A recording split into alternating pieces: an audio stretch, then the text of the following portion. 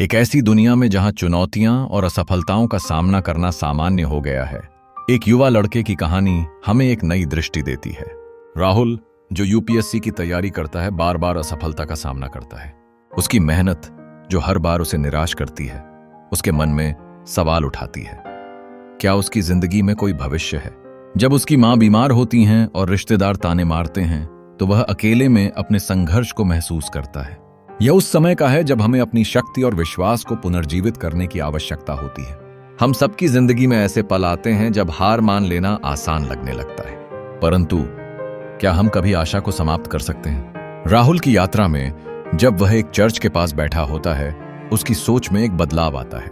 वहां एक पादरी द्वारा यिर्मयाह 29:11 का वचन पढ़ा जाता है, जो उसे यह बताता है कि परमेश्वर की योजनाएं भलाई की हैं। ये शब्द उसकी आंखों में नई चमक बिखेर देते हैं। वह अपनी मेहनत को नए विश्वास के साथ फिर से शुरू करता है, ये समझते हुए कि असफलता केवल एक पड़ाव है, अंत नहीं। राहुल का दृढ़ निश्चय और पुनः प्रयास उसे सफल बनाते हैं। यूपीएससी की परीक्षा में पहली बार में सफल होकर वह न केवल अपने सपनों को साकार करता है, बल्कि अपनी मां को भी खुश करता है। उसकी मां की आंखों में आंसू और गर्व का मिश्रण होता है। जो एक समय में निराशा और संघर्ष का प्रतीक था, अब प्रेरणा और सफलता का प्रतीक बन जाता है। लेकिन क्या यह पूरी कहानी है?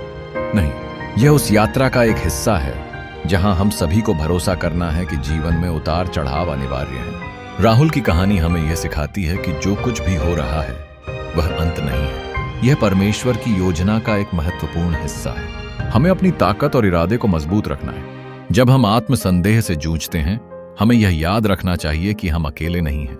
आशा और भविष्य हमारे सामने है, अगर हम विश्वास रखें। राहुल की तरह हमारी जिंदगी में भी ऐसे पल आएंगे जब हमें चलना होगा, आगे बढ़ना होगा और उस विश्वास के साथ सामना करना होगा जो हमें सफलता की ओर ले जाता है।